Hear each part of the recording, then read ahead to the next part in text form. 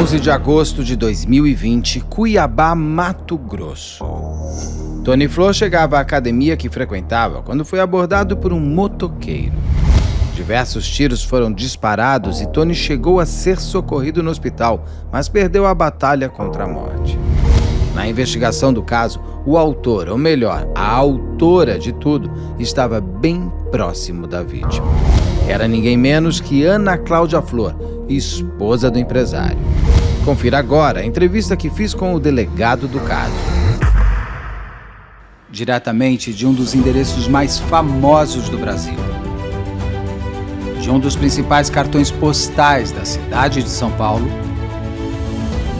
E com as transmissões feitas dos nossos estúdios na Avenida Paulista. Eu sou Beto Ribeiro e este é o Crime S.A. Olá, sejamos todos muito bem-vindos. Por favor, não deixe de se inscrever, curtir, compartilhar, ligar sininho, marque nas suas mídias sociais, nos marque nas suas mídias sociais. Se puder, seja membro. Se não puder, tá tudo certo, daí você venha comigo até o final desta ótima entrevista que eu vou ter aqui com o Dr. Marcel, que eu já conheço há algum tempo. Doutor, é um prazer ter você finalmente aqui no canal, para esse ser o primeiro de muitos casos que a gente vai trazer do teu estado, que eu acho que eu gosto muito de sair um pouco da Ponte Rio-São Paulo, porque tem excelentes trabalhos, principalmente de investigação, e como esse caso, o Tony Flor, que muitas pessoas me pedem para falar, eu já trabalhei com ele em uma outra oportunidade da vida, e é um caso que sempre é interessante para análise total, e o seu trabalho foi fundamental, o trabalho da Polícia Civil foi fundamental. Eu queria que você, então seja muito bem-vindo, que seja o primeiro de muitos casos aqui. Eu queria já te perguntar, doutor, para você me ajudar a entender. Esse é um caso, é um crime muito diferente, porque é um crime familiar, mas é um crime também de disfarçatez. Ele tem uma série de elementos aí que devem ter sido importantes durante a investigação. Então, eu vou pedir para você me ajudar a resumir, a me contar que crime é esse. Olá, Beto. Primeiramente, obrigado pelo convite. Estar aqui mais uma vez, né, diante de você aí. Grande apresentador, referência na área das investigações, tá? E para nós aqui da Delegacia de Homicídios de Cuiabá, aqui estado do Mato Grosso, é um prazer muito grande poder compartilhar um pouco com vocês do trabalho que nós realizamos aqui diuturnamente na nossa unidade. Então, Beto, o ano era 2020, agosto de 2020, e fomos acionados aí para, na verdade, uma liberação de cadáver, né, no hospital municipal aqui da cidade de Cuiabá. E ao chegar no hospital municipal, né, para fazer a liberação do cadáver do Tony da Silva Flor, Tony Flor, nos deparamos com um corpo ali, né, vítima de projéteis de arma de fogo, que tinha sido dado entrada no dia anterior naquele hospital. E o que nos causou a primeira estranheza no local ali da liberação no hospital é que não havia nenhum familiar da vítima presente com a vítima ali no hospital. Então, não é costume, né, muito pelo contrário, normalmente os familiares estão na porta, né, já prestando informações do que efetivamente aconteceu. E no caso do Tony, isso já nos causou a primeira estranheza, que não havia efetivamente ninguém ali no hospital.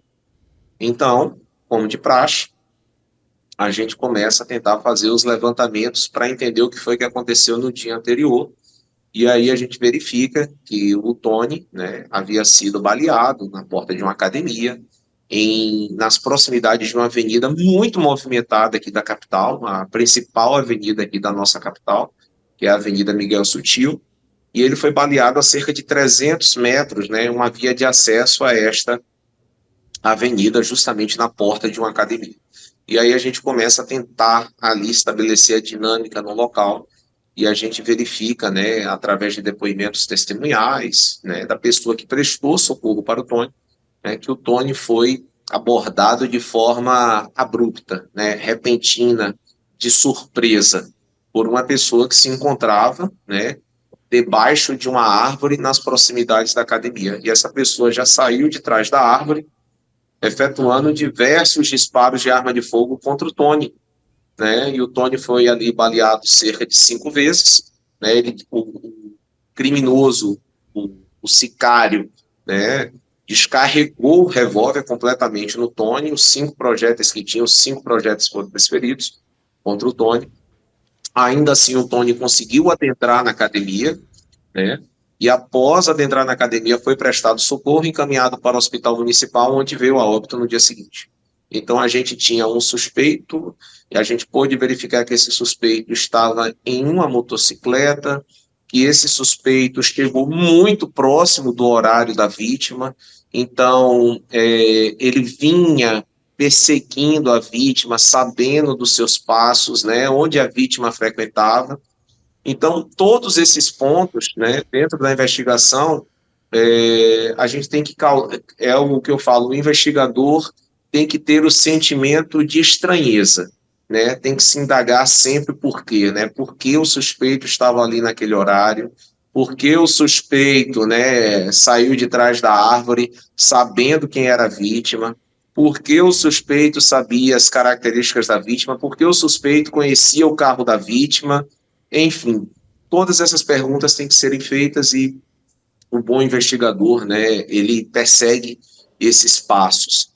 Então, nessas circunstâncias, a gente passa justamente a analisar quem, por último, esteve com a vítima, né? E a vítima sai da sua residência por volta das 7 horas da manhã, né? O Tony sai da sua casa às 7 horas da manhã, e a única pessoa que está na casa com o Tony é justamente a sua esposa, a Ana Cláudia Flor, né? É a única pessoa que se encontra na casa. Então, a gente realiza a oitiva da Ana Cláudia, né? Já no dia seguinte à morte do Tony, e já no depoimento da Ana Cláudia, a gente verificou diversas inconsistências, né? Muita coisa não batia, né? Entre o mundo real, o que efetivamente aconteceu, e o que ela vinha ali nos relatando, né, um mundo fantasioso. Antes do Então, mundo fantasioso da Ana Cláudia, deixa eu só te fazer uma pergunta. Ele chega numa moto, o atirador ou a pé? chega de moto, a gente tem as imagens, ele foragindo do local após desferir os 5 disparos contra o Tony, a gente constatou que ele chega em uma moto e forage em uma moto vermelha, de cor vermelha. E Então a ele gente já sabia da chega, motocicleta. ele ficou a pouca distância do Tony, é isso? Ele parou a motocicleta embaixo de uma árvore, desceu da motocicleta, ficou sentado no meio-fio, tirou o capacete e ficou ali próximo. Tirou o capacete para não levantar suspeitas de que se tratava de possível criminoso naquele bairro. Porque deve ser destacado, Beto, que na semana anterior o próprio suspeito já tinha ido até o local para tentar matar o Tony. Então, o Tony era para ter sido executado uma semana antes, mas o plano não deu certo, justamente porque o suspeito ficou de capacete e os moradores que ali passaram suspeitaram daquela movimentação e acionaram a polícia militar. E, consequentemente, percebendo que poderia ter alguma coisa, alguma abordagem contra a sua pessoa, o suspeito monta na moto e foge do local, justamente uma semana antes do Tony ser baleado. Mas, Porém, eles prosseguem no plano e na semana seguinte, né, já com um novo prospecto ali realizado, já sem capacete, debaixo de uma árvore, escondido atrás de um carro, né? Ele espera a chegada do Tony, diga-se, sabendo o horário que o Tony ia chegar, porque é isso que a investigação demonstra, que as informações eram repassadas aos criminosos justamente por quem estava ao lado do Tony no seu dia a dia, né? E, consequentemente, ao chegar ali, o Tony é baleado, adentra na academia já baleado e é socorrido por um professor que está na academia e levado até o hospital aí, onde no dia seguinte, dia 11 de agosto de 2020, o Tony vem a óbito. E o autor de tudo tirar o capacete depois até ajuda no reconhecimento dele, né? Porque ele foi gravado. Ajuda, ele não foi gravado, mas outras pessoas que adentravam a academia pôde ver quem era aquela pessoa que estava sentada ali. De alguma maneira ele estava chamando a atenção. Acho que travou. Voltou. Então tá. Então, ele, na verdade, ele estava chamando a atenção mesmo sem capacete. Chamou a atenção, né? E as pessoas podem perceber que, na verdade, era uma rua de bairro, uma rua de um bairro mais tranquilo aqui da capital, né? E as pessoas não têm esse costume de ficarem paradas, né? Então, levanta certa suspeita das pessoas que chegam para ir para a academia. Tá. E, consequentemente, esse fator chamou a atenção aí e as testemunhas, né, puderam nos ajudar aí no desvinte Tá. justamente dessa investigação. Quando o Tony chega, ele vai a pé até o Tony? Ele já chega de surpresa, né, de forma abrupta, né, e ali ele já fala, perdeu, e dá diversos disparos contra o Tony. E não tenta roubar nada para forjar um latrocínio? Não tem, pela própria abordagem como se deu, né, e as circunstâncias, e o Tony, por ter sobrevivido, ter adentrado na academia, o Tony relata isso, né, relata isso para aquelas pessoas que te prestaram socorro, né, fala, eu não entendi o que foi que aconteceu. E aí o Tony, por não ter qualquer rixa, não ter qualquer problema com ninguém, o Tony levanta uma hipótese, uma possibilidade. O Tony se pergunta, né? Será que não foi? Será que eu não fui confundido? Será que não estavam atrás de outra pessoa? E por ter criado essa situação, justamente por ele não dever nada a ninguém, não temer qualquer coisa contra a sua vida, jamais imaginar que a pessoa que estava ao seu lado estaria tramando a sua morte, né? Ele cria essa fantasia na cabeça de que uma terceira... Sumiu o áudio para mim aqui. Ah, tá. Voltou. Ele cria uma fantasia, né, em sua cabeça, imaginando que o alvo não seria ele, mas que poderia ter sido outra pessoa. Que a gente vai descobrir daqui a pouco que a mulher dele até se pega nessa história, né? Até para tentar jogar a história para outra pessoa. Só mais uma parte. Esse crime acontece em 11 de agosto de 2020. 10 de agosto de 2020, ele é socorrido, morre. E no dia 11 de agosto de 2020, ele vem a óbito. Tá, então, 10 de agosto de 2020 era pandemia, as academias estavam fechadas. Esse é um detalhe da investigação, é um dos detalhes da investigação que a gente pode dizer assim, é o ponto nodal da investigação, que a gente ouve uma pessoa, uma testemunha, e uma das testemunhas fala o seguinte: doutor, pandemia. E aí a gente questiona, sim, pandemia. Fala, não, os estabelecimentos deveriam estar todos fechados, inclusive a academia. Sim. Então, o treino... Aí eu falei, sim, mas vocês estavam treinando, tal, né? Aí ele fala, não, mas o treino, a gente ficava com medo de fiscalização da prefeitura. Então, os treinos eram marcados nas noites anteriores. Quando ele falou que o treino foi marcado, né, o treino do dia 10, naquele horário, foi marcado na noite do dia 9, isso daí nos levantou uma suspeita muito grande de quem efetivamente poderia ter essa informação precisa de que o Tony estaria ali na porta da academia em pleno dia 10, naquele horário, entre 7 e 7h30 da manhã. Até porque ele era habitual ele naquele horário, naquele dia de semana, academia, ou tudo mudava de semana para semana? Exatamente por isso. Justamente por conta da pandemia, Os horários e os dias de estreno estavam aleatórios, não eram fixos. Tá, então realmente ele tinha que saber que o Tony estava indo para a academia, que horas ia chegar e tudo mais. Mas aí o Tony, um outro ponto que o senhor falou no começo que me estranhou, que o senhor falou que chega ao hospital e o Tony está sozinho, E, é na isso? verdade, eles estão me ligando aqui e aí eu estou recusando a chamada, tá? Por Tá. isso que está interrompendo. Não, eu imagino. Eu agradeço do seu tempo. Eu vou tentar correr, porque eu sei que o seu tempo aí urge. O Tony, você falou no começo que o Tony estava sozinho no hospital quando vocês chegaram, dia 11, é isso? Perfeitamente. E Na hora de você, fazer a sua liberação no hospital, o Tony não tinha ninguém o acompanhando. e o senhor falou que isso já causou uma estranheza. Por quê que é uma estranheza? Causou uma estranheza, porque normalmente os entes queridos sempre são acompanhados por pessoas próximas, né? Então, por esposa, né, por filhos.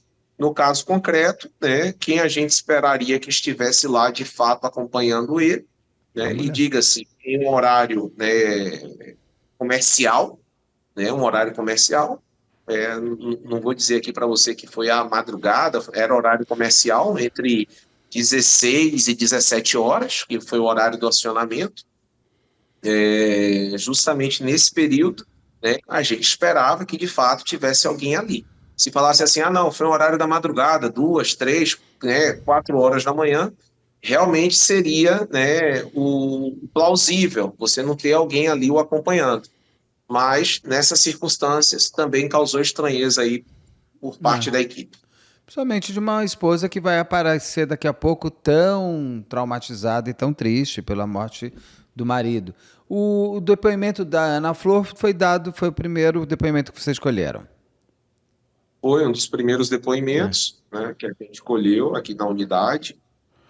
E E como ele foi? O esse que que ela depoimento, trouxe de cara, assim, ou de pronto que você olhou e falou, tá estranho. Que você falou que ela estava contando histórias que não eram reais para a vida real. O que que ela trazia nesse primeiro enfrentamento com a polícia? ela fingia um choro forçado, né? Todo mundo percebeu isso, né? A equipe de investigação, né? Os escrivães de polícia ali que estavam acompanhando, percebeu um choro forçado, né? Ao mesmo tempo, as indagações que eram lhe feitas, as respostas eram evasivas, não davam detalhes, principalmente com relação à vida conjugal recente do casal. Então, a gente sabia que havia um interesse de separação por parte do Tony, né? E isso não veio à tona no depoimento, muito pelo contrário. Ela falou que o casal vivia um momento muito bom, né? E o que as provas objetivas, o que nos foi apresentado justamente pelos familiares do Tony foi totalmente inverso, né? Era uma pessoa saindo de casa, querendo a separação, né? E tudo isso catalogado em conversas, né, através de aplicativos de mensagens, registrados justamente ali 20, 30 dias antes. Então, a gente já tinha essas informações e, ao mesmo tempo, né, a gente fazia as indagações de como estava o relacionamento e ela falava que estava tudo muito bem, que já era um relacionamento longínquo, duradouro, que desse relacionamento tiveram 3 filhas, né, que amava muito o Tony, que as crianças estavam sofrendo muito. Então, ela desenhava um relacionamento e um verdadeiro conto de fadas, quanto, na verdade, a gente sabia que já não era mais aquilo. Entendi. E ela não. Já nesse momento, vocês pegaram o celular dela, o celular dele, vocês fizeram. Vocês foram buscar essas outras provas de conversas entre eles por algum celular, não? Não, inicialmente, né, foi justamente as conversas que o Tony tinha com a sua mãe e com a sua irmã, demonstrando justamente o interesse de separar da Ana Cláudia e elencando ali os motivos, né, dizendo que o relacionamento já tinha dado o que tinha que dar, né, que já não aguentava mais, né, ele durante esse período ele descobriu traições por parte da Ana Cláudia, o que veio causando o desgaste do relacionamento. Então, tudo isso foi pontuado por ele nessa mensagem que ele teve aí trocada, né, com a sua irmã. O celular dele foi periciado.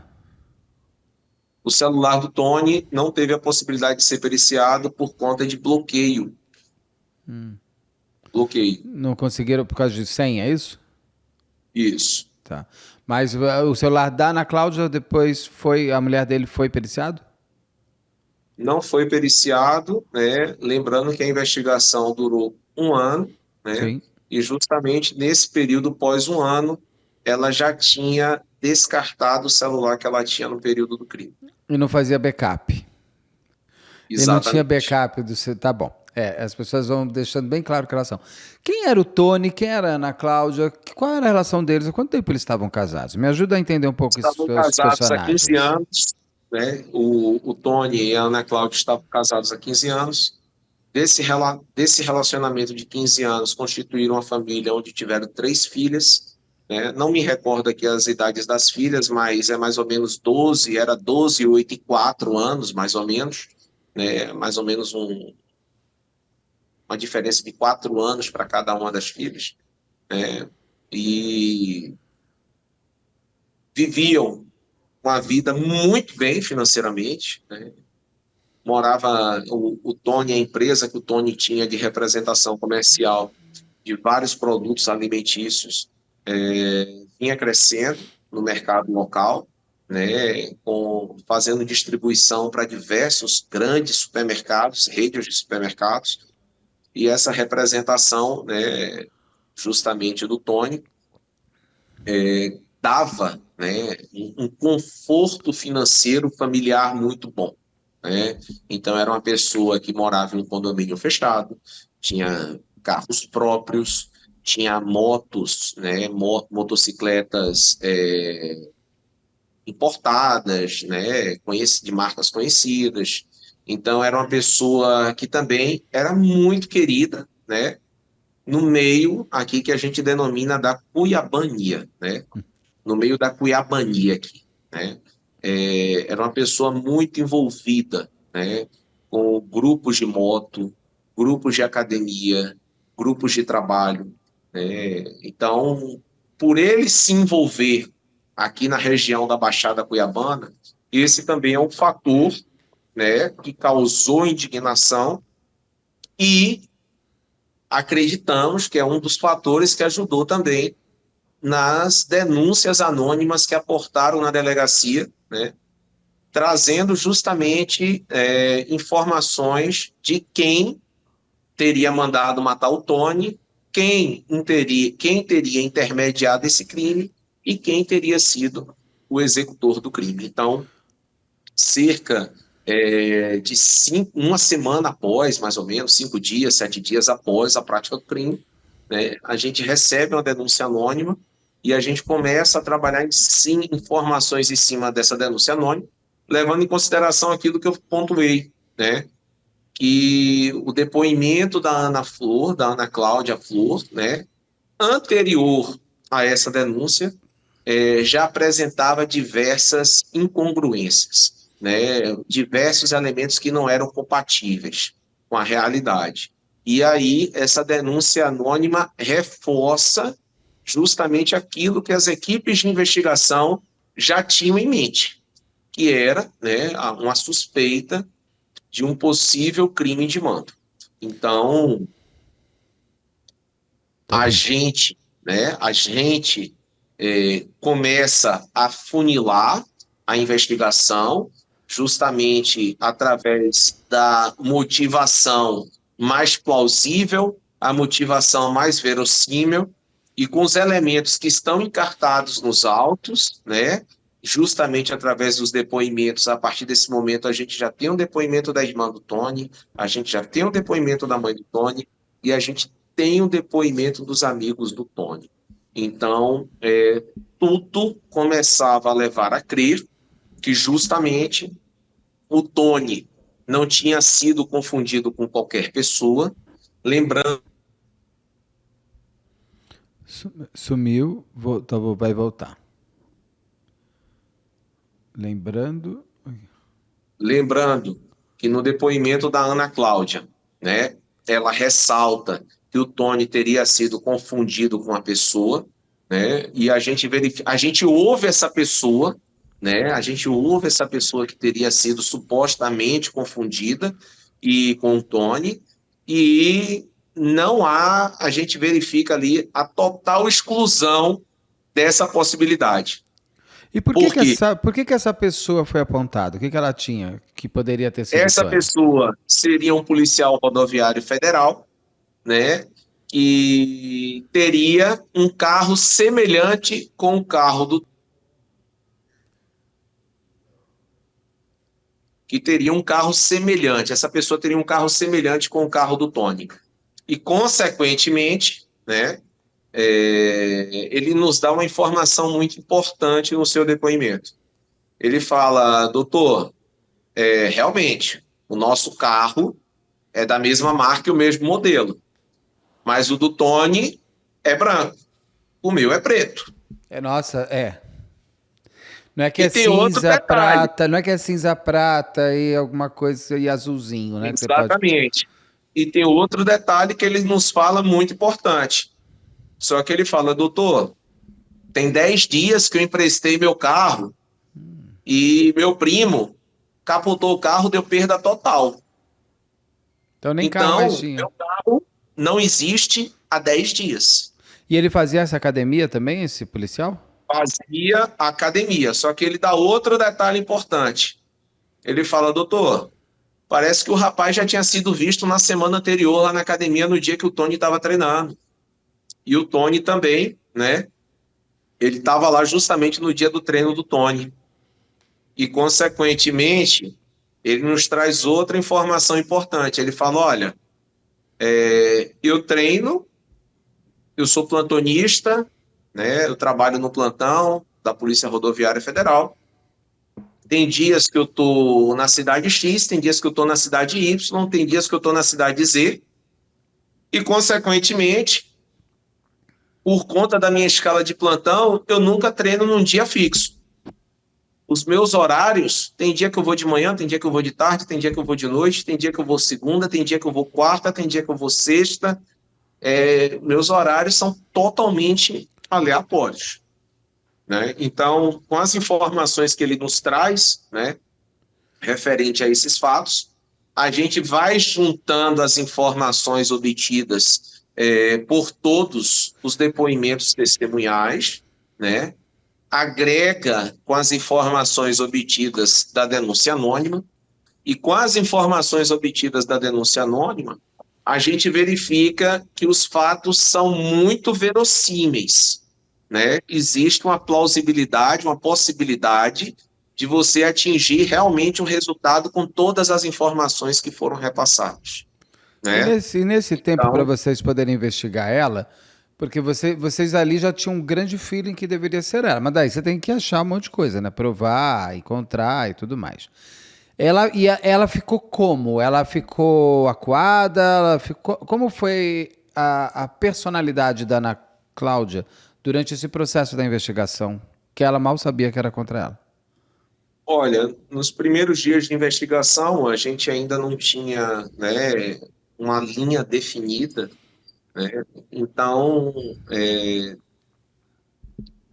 depois que a gente passa para processar algumas coisas, e é isso que a gente, né, após definir a linha de motivação principal, que a gente busca, né, estabelecer o perfil criminológico, né, o perfil psicossocial da mandante, né, no caso da Ana Cláudia.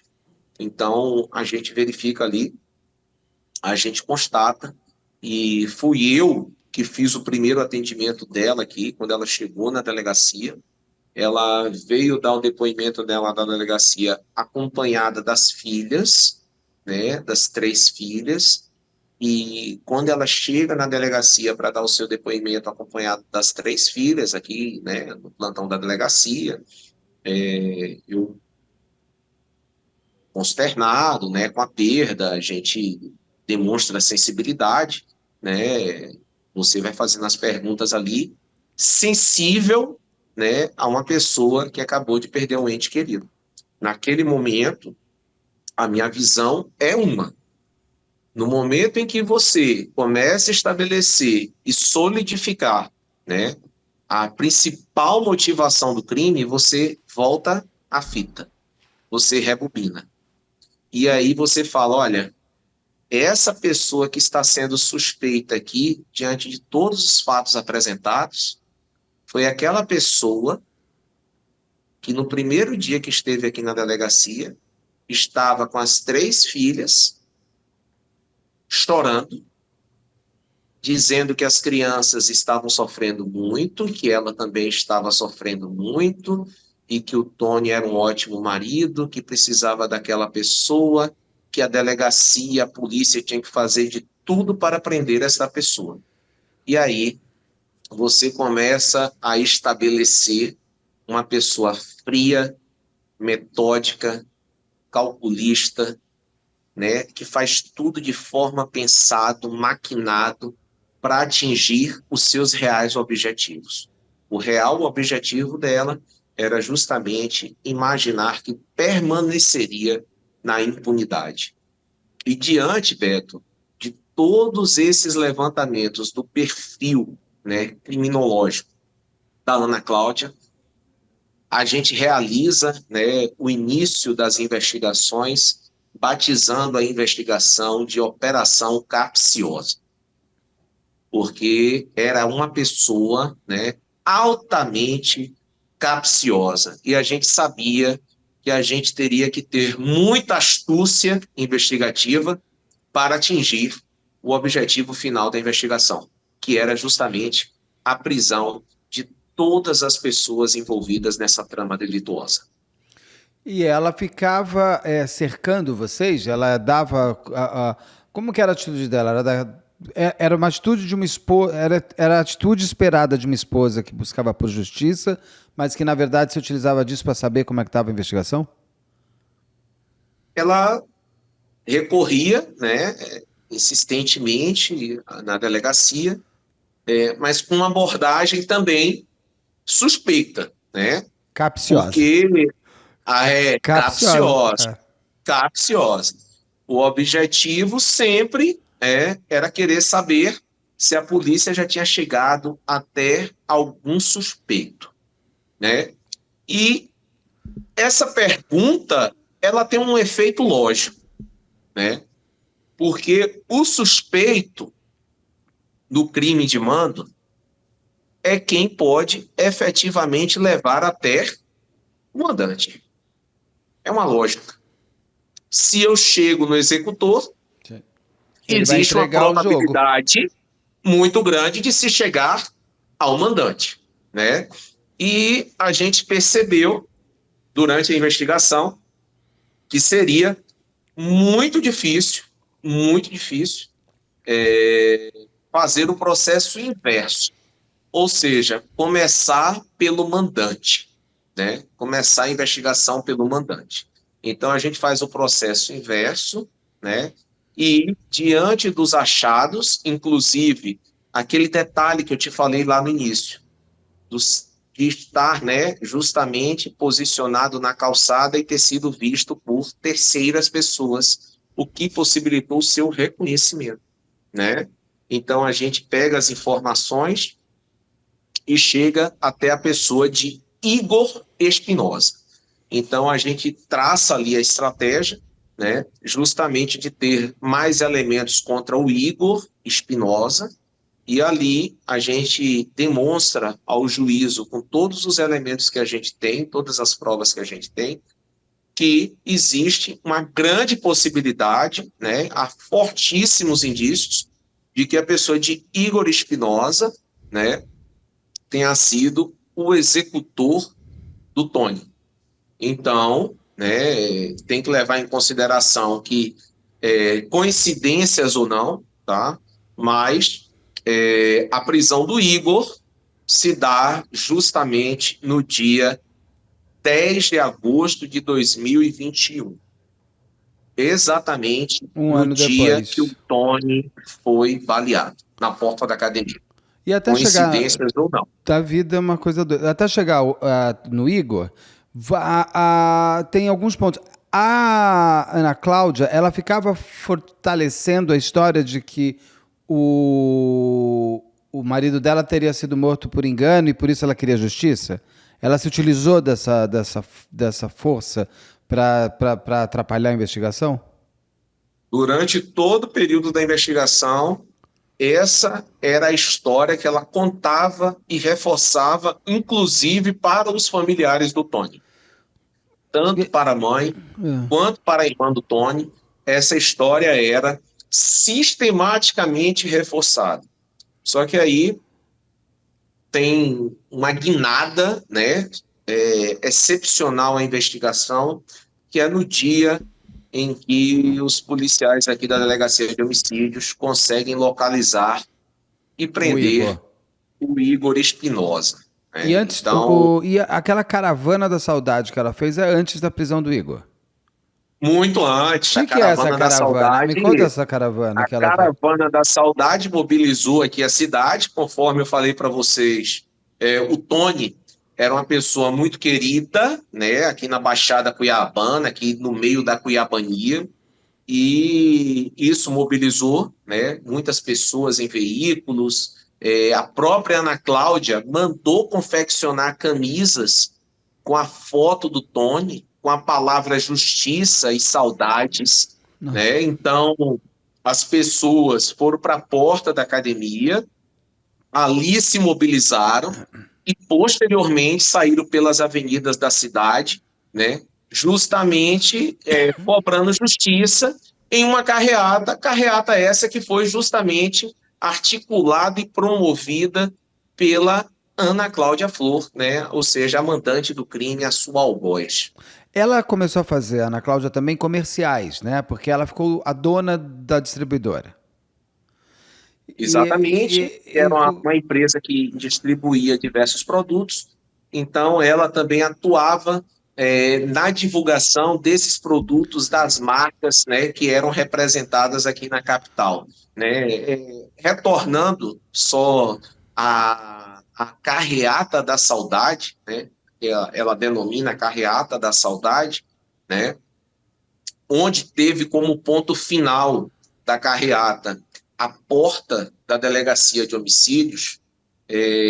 O calculismo chega ao ponto de aqui na frente rezarem um Pai Nosso, né? E ao final aplaudir o Tony e pedirem justiça, né?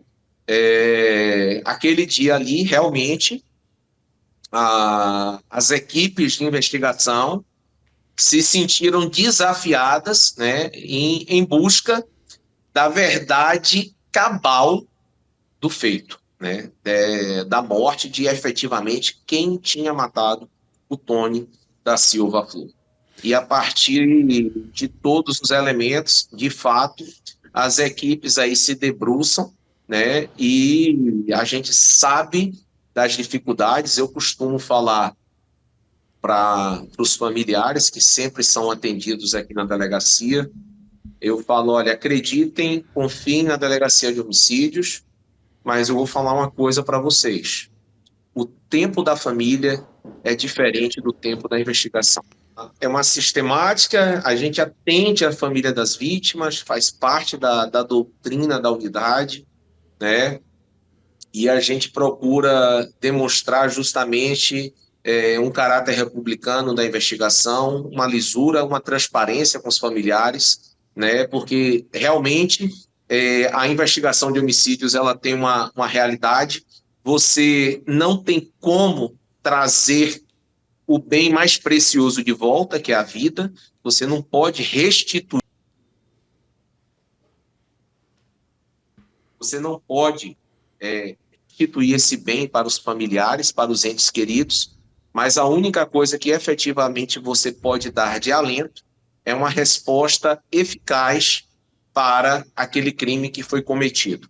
Então, e o tempo da investigação é diferente do tempo da família, isso é normal. Exatamente, a família quer uma resposta rápida, imediata, e uma investigação com seus caráter técnico e burocrático Sim. não seguem essa celeridade que a família normalmente imagina ter, Ainda né? mais Então, com a autora lá dentro da família, né? Daí pior ainda. Ela chega a fazer os comerciais na TV com ela aparecendo. Eu vou fazer aqui um comentário, se você quiser recomendar. A sensação que eu tenho é que ela começou a gostar de aparecer. Porque ela começou a ser a voz do Tony como a viúva zelosa, a mãe de 3 filhas, aparece na TV vendendo produto, faz a carreata em nome do marido, e isso deu para ela uma notoriedade social, vamos dizer assim. A sensação que eu tenho é que ela começou a gostar também. Além de ela querer saber o que está acontecendo na investigação, ela começou a ser notável. Então tem um que é meio narcisista, às vezes, nos comportamentos dela, meio óbvios e ali. essa é uma das principais motivações do crime, né? A assunção patrimonial, pessoa jurídica, né? A pessoa jurídica, a empresa, né? A visibilidade que a pessoa jurídica tem no mercado, né? Quanto mais visível a pessoa jurídica, né? Você, consequentemente, vende mais produtos. Sim. Vendendo mais produtos, você, consequentemente, ganha mais dinheiro. É, Então, era a principal motivação. Ela não queria dividir os bens justamente com a separação. Ela queria ter a assunção total dos bens que eventualmente seriam aí, né, repartidos em entre os eventual dois. separação. E ela sabia que o Tony sem ela ia explodir, porque ele era um bom vendedor, isso, aquilo, e ela não era. Então ela quis daí se tornar o Tony também, de alguma maneira. Durante esse Então, período ela faz essa assunção, tanto patrimonial quanto pessoal. pessoal, durante esse 1 ano de investigação, vocês monitoraram ligações dela, ficaram de investigação de butuca nela? Como que foi essa A parte? gente utilizou algumas técnicas, né, de investigação um pouco mais invasivas, né, nesse caso, né, lembrando tudo do ponto de vista técnico-jurídico, então, medidas essas deferidas pelo juízo competente, né, demonstradas a sua real necessidade e diversos elementos foram coletados durante essas provas. O que mais chamou a atenção das equipes de investigação foi justamente o dia em que o Igor é preso. Por quê? O que Então, no acontece? dia que o Igor é preso, a Ana Cláudia é interceptada e ali ela planeja contratar um pistoleiro, né, para dar cabo na vida do Igor, né, que era necessário matar o Igor, né? Interceptada, você disse que vocês estavam ouvindo as ligações dela, é isso? Ou lendo mensagens? Perfeito, ouvindo as ligações dela. E ela Então, fala, eu quero matar o Igor, temos que dar um jeito? ela tem, Nossa. tem, tem, ela conversa com a mãe do Tony, né? Esse diálogo é realizado com a mãe do Tony, e ela fala que está no centro da cidade em busca de uma pessoa para que possa fazer esse tipo de serviço. Ah, ela queria Então se parece, vingar. Ela como se fosse eu vou me vingar do homem que matou meu marido, é isso? então parece que contratar um pistoleiro para dar cabo em É alguém assim. não é algo novo na vida dela, né? Não, Não é algo novo. e você sabe, não só novo, porque se eu precisar contratar, não faço ideia. Ela sabia até os trâmites legais da coisa. E ali naquele dia, ela começa a criar ideias fantasiosas do que o Igor teria dito em seu interrogatório. Na verdade, o Igor já tinha confessado o crime, o Igor já tinha dito que ela era mandante, que ela tinha pago 60 mil, que esses 60 mil teria sido dividido em 3 parcelas, 20 mil para ele, 20 mil para outro intermediador e 20 mil para outro intermediador. Então, essa parcela de 60 mil tinha sido dividida por 3 pessoas. E ela O Igor pagou. fala quem são os intermediadores, né? O Igor fala quem são os intermediadores, só que aquele momento ali, aquele depoimento tem que ser mantido em sigilo absoluto, né? E esse sigilo absoluto foi mantido, né? Esse sigilo absoluto foi mantido tanto, né, que a Ana Cláudia fica desesperada e tenta, inclusive, né, obter informações dentro da delegacia do que o Igor teria falado em seu depoimento. Só que ela tenta, ela não consegue, justamente diante da sistemática de trabalho de investigação compartimentado que já é, né, uma sistemática. Então, como forma, né, de dissuadir qualquer coisa que pudesse transparecer o contrário, eu dou uma entrevista para a televisão, né, para todos os meios, onde eu falo, né, que o Igor, durante o seu interrogatório, permaneceu em silêncio e que só se manifestaria em juízo. Na verdade, eu minto ali, né? Eu não falo com a verdade, Não, justamente foi para uma preservar estratégia, uma grande estratégia. grande estratégia, justamente para preservar, né, o principal, que eram as informações que nós já tínhamos da investigação, né, e agora vinham a corroborar com o interrogatório principal, que era justamente o interrogatório do executor.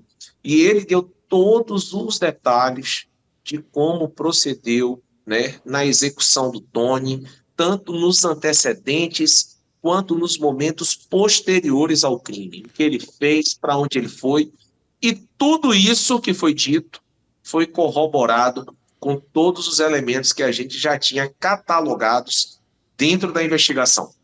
Então, Ah, a partir deste depoimento do Igor, né, a partir deste depoimento, que eu falo que é onde há a guinada na investigação, a gente representa pela prisão da Ana Cláudia, pela prisão dos outros dois intermediadores do crime que foram identificados aqui por nossa inteligência como sendo o Wellington Honório Albino e o Dielito Mota Silva, né, que justamente eram estes que estabeleciam o contato com a Ana Cláudia.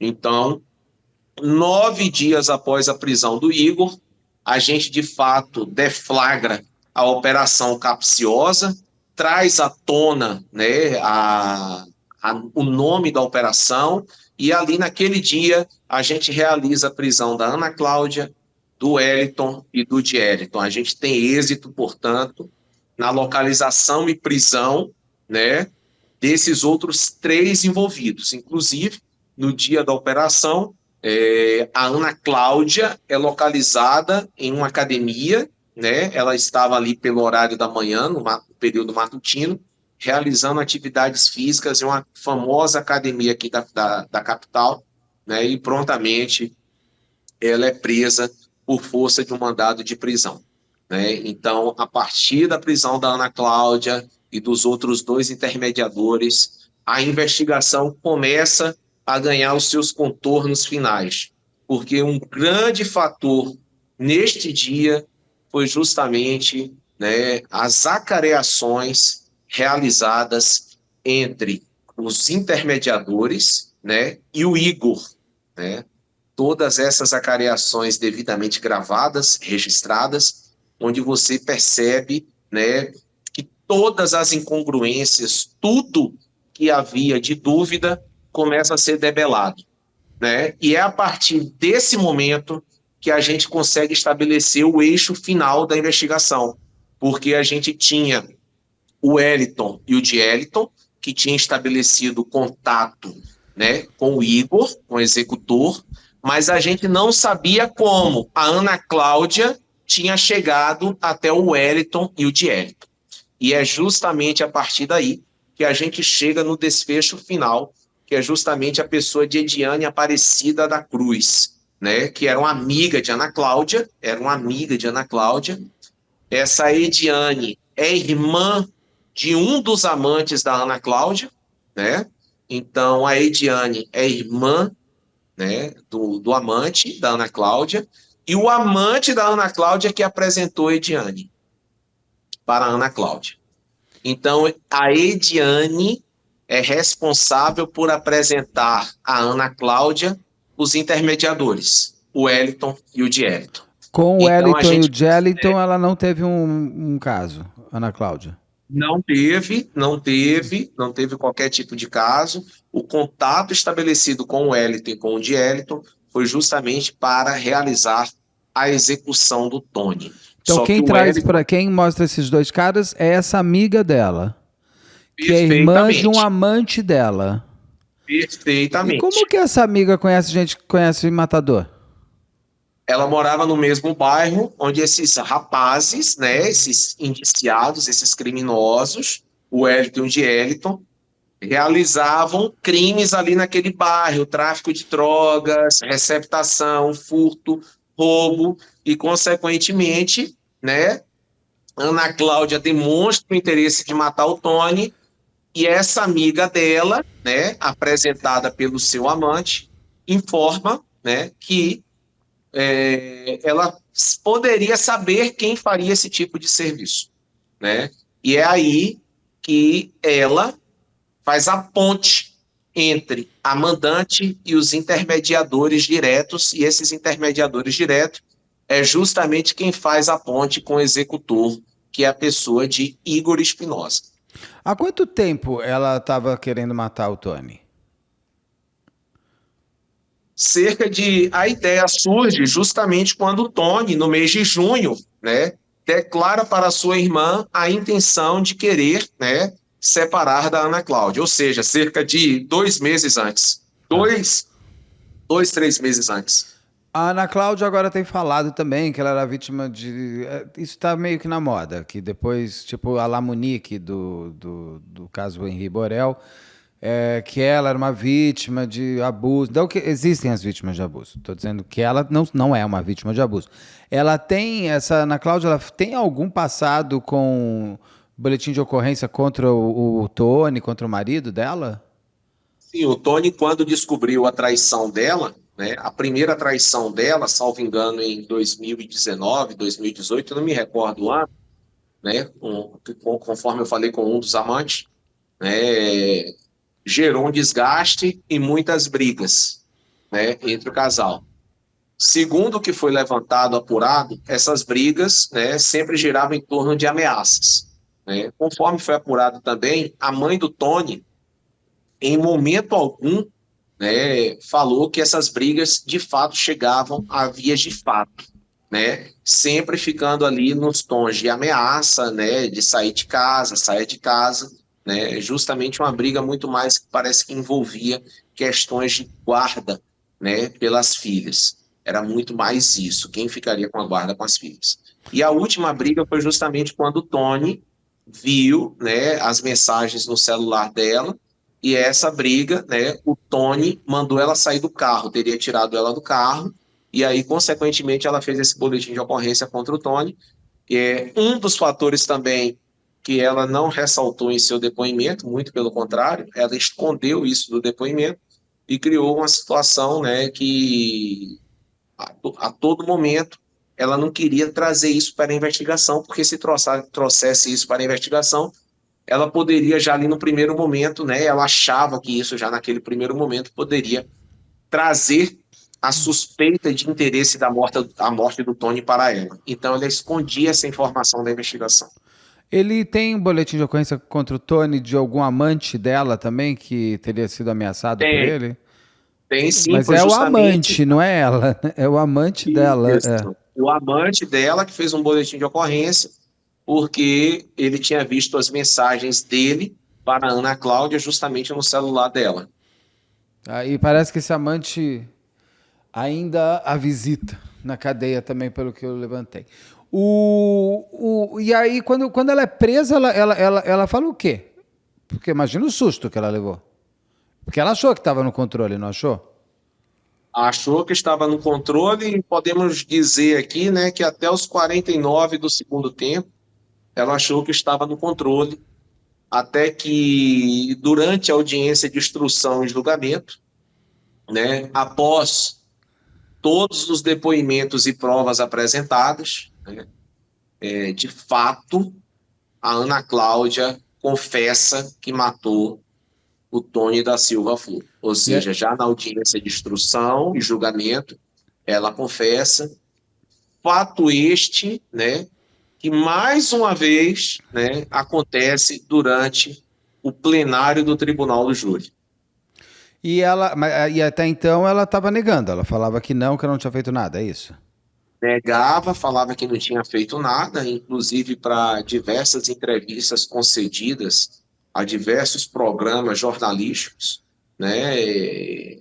Todas as acareações, todos os interrogatórios dela devidamente gravados em mídia, registrado, né? Ela também nega o fato, dizia que isso era impossível, mas, conforme eu falei, né, aos 49 minutos lá já do segundo tempo, já nos acréscimos, ela, durante a audiência de instrução, confirma que, de fato, né, foi a responsável intelectual, a mandante do crime de Tony. E, Tanto essa confissão, tanto na audiência de instrução, quanto no tribunal do júri este, que a condenou, né, ao crime de homicídio qualificado, e aí, posteriormente, na dosimetria da pena, uma pena de 18 anos de prisão. e por quê? Ela conta por que ela mandou fazer isso? Então, a tese dela não foi acatada, né, pelos jurados.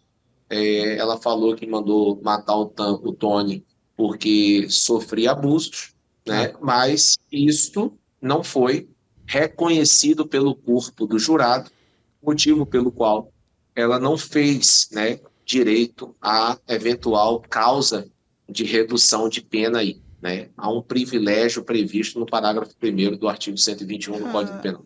o dela foi financeira, né? A coisa. E é uma pena que essas pessoas, a Ana Cláudia Flor, elas peguem para elas de bandeiras tão importantes como a violência doméstica, que realmente existe, e as vítimas de violência doméstica não precisam de uma porta-voz dessa como para contar suas histórias, né? Mas ela se pega nisso. Exatamente. Hoje em dia está um pouco isso. Ela e a Monique do caso do Henri Borel são duas de várias, né?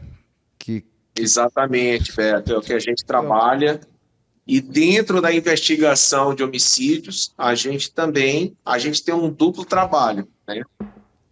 O trabalho, primeiro, de construir a autoria do crime, e segundo, desconstruir os álibis, né, e os milhões de álibis impostos diante da própria vítima, como é esse caso, né, da Ana Cláudia, que negou o crime, dizia que era impossível ter sido ela, e você, por todos os elementos juntados dentro da investigação, você demonstra que, de fato, né, ela é a autora intelectual do crime, ela é a mandante. Então, quando você vê que a autora do crime está sem saída, aí ela vem, né, com esse argumento, né, aos 49 do segundo tempo, ela confessa, mas diz que mandou matar ele, né, porque era vítima de abuso. Claro que, diante de todas as provas apresentadas, tudo que foi demonstrado, por ser uma pessoa altamente fria, calculista, onde realizou, né, diversos meios para chegar até a prática do resultado do homicídio ali efetivamente causado ao seu marido, pai de suas 3 filhas, né? Você demonstra por A mais B dentro da investigação que esses álibis aí construídos são impossíveis de serem acatados, né, em um conselho do Tribunal do Júri. Então, consequentemente, não foi reconhecido, não foi acatado, e ela foi efetivamente aí condenada por homicídio qualificado. ela quer ela virar a vítima e ele o culpado. Exatamente. Os outros já foram julgados? Os outros aguardam julgamento. A intermediadora Ediane Aparecida da Cruz aguarda em liberdade, utilizando o tornozeleira eletrônica. Os outros 3, o executor e os outros 2 intermediadores, no caso o Igor Espinosa, o Wellington Honório Albino e o Dielito Moto Silva, aguardam julgamento preso, justamente por serem pessoas já criminosas, né, conhecidas, e por terem aí já uma vida pregressa corrida aí na criminalidade. O Ana Cláudia foi julgada e condenada há quanto tempo? Há 18 anos, né, há 18 anos de prisão, a ser iniciado justamente aí no regime fechado. Ou seja, 2/5 da pena, blá blá blá, vai. Aqui 50%, né? já estava aí. 50%. Daqui uns Crime 6 anos hediondo. ela começa a sair pro Dia dos Pais. Eu acredito, 9 anos, né? É, 50% de 18, 9 anos, daqui 9 anos mais ou menos. Não, já né? passando, né? Porque ela tá presa desde É, 2021. isso, Já contaram 2 2021. anos aí. E daí Exatamente. ela sai no dia dos pais, sai no dia quem sabe dia dos namorados também. Daí ela vai sair, faz as saidinhas dela. E faz Pode ser, parte, né? que faz parte, infelizmente, dessa parte que é uma Da execução da pena a pena. execução, que é uma questão de leis, aí é outro canal, não é aqui. Doutor, mais alguma coisa desse caso que o senhor queira me comentar? Beto, eu acho que a gente, de uma forma panorâmica, né, Sim. abordou de forma, ao mesmo tempo, robusta e concisa. A gente Que conseguiu de uma precisa. forma, né, até porque depois vão vir as edições. Sim. Não, não tem edição nenhuma não, meu filho, aqui.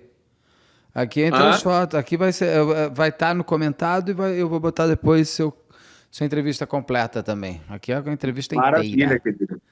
Tá? Muito obrigado, meu amigo. Muito obrigado e parabéns aí pelo seu trabalho. A gente se fala em breve com outros casos. Eu que agradeço, estou à disposição, tá? Do Obrigadíssimo. canal e sempre às ordens. Quinta-feira, então, 9h30, a gente se encontra para falar desse outro caso. Fechado, combinado, só combinado. Obrigado, doutor. Já está combinado. A Nada, Agatha até já deve estar mais. fechando. Ótimo dia. Um abraço. Tchau, tchau. Abraço, Débora. Tchau, Tchau, tchau. tchau.